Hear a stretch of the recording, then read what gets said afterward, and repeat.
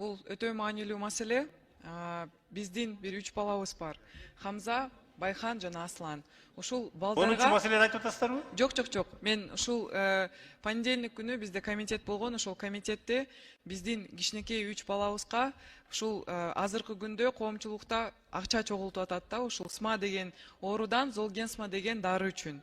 Анан биздин ушул Байхан, Аслан менен Хамза балдарыбыздын ушул сборлору көп мындай токтоп калды деп айтсам да болот да. Анын бирден бир кесепети ушул комитетте карап атканда Кыргыз фармациянын зам директору ушул Наргиза Токтосинова деген айым бул дары жардам бербейт. Анын ордуна бизде ушул Риздиплам деген дарыбыз бар. Биз аны алабыз, анан бардык балдарыбызды камсыздап беребиз. Анан ушул биздин кичинекей кызыбыз Арузат деген кызыбызга ушул 6-чакырылышты дагы ушул сборлорду жасап, жогорку кеңеш дагы кошулуп, ошол жерде биздин кызыбызга дагы ушул Золгенсма деген укол жасалган.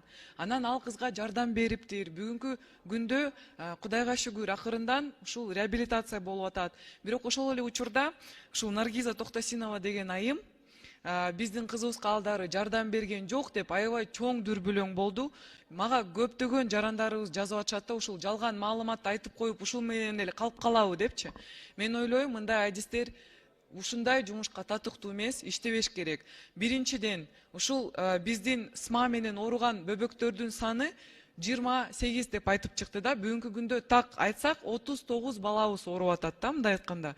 Ошол учурда ушул маалыматты тараткандан баштап биздин балдарыбызга эч ким бул акчаны жөнөтпөй баштады да, мындай айтканда сборлор токтоп калды. Мен ойлойм, эгерде биздин мамлекетибиз ал акчаны камсыздап бере албай жатса, анда жок дегенде тоскоолдук болбош керек, жана ошондой тоскоолдуктарды жаратпаш керек. Бул айымдын ушул татыктуулугун биринчиден карашыбыз керек, анткени чындап эле ушул сөзү үчүн сборлор токтоп калды. Бул дары чындап эле жардам берет экен. Арузаттын апасы дагы түз эфирге чыгып айтты, дары жардам берип атат, бул өтө маанилүү, токтотпоңуздар, чогултуңуздар деп. Бирок ушул комитеттен кийин токтоп калды сборлор. Ошону чоң сураныч Минздравка ушул айымдын жумушун карап көрүңүздөр. Анткени биринчиден так маалыматты билбейт экен, экинчиден анын сөзү үчүн биздин кичинекей балдарыбыздын тагдыры чечилип калышы да мүмкүн да, мындай айтканда, сборлор токтогон үчүнчү.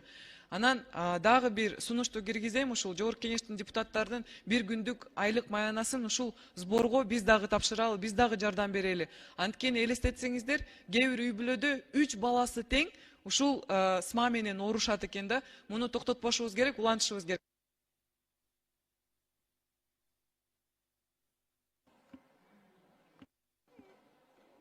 Айсул Турбековна, сиз добушка коюп берип атасызбы жанагы? Жокпу, андай жокпу? Кыргыз Республикасынын Граждандык кодексине өзгөртүүлөрдү Түшүндүм. Өзүбүздүн дагы салымыбызды кошуп, биздин балдарыбызга жардам бербесек болбойт деп ойлойм. Анан мен ойлойм, биздин коллегаларыбыз да ошого кошулат. Ошондуктан сунуш киргизем, ар бир депутаттын бир күнүмдүк зарплатасын биздин ушул СМА менен ооруган балдардын ушул сборуна жардам берели деген сунушту киргизем. Анан ушул добушка коюп берсеңиздер, ар бир депутат өзү чечсин. Каршы болсо, анда каршы. Айсул Турбековна, добушка койбойлу, өтпөй калат. Мындай эле чогултуп берели. Опросным путем? Да. Макул, анда ошентип эле. Макул. Рахмат. Макул. Баштай берейин анда 10 маселени,